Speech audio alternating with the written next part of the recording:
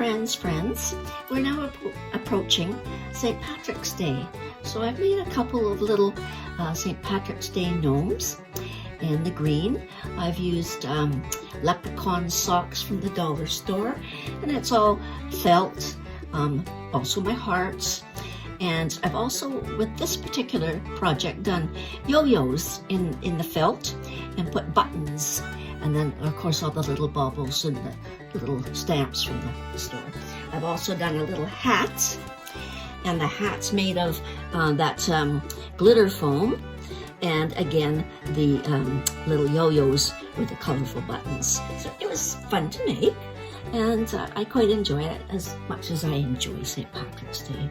So the luck of the Irish to you, and thanks for watching.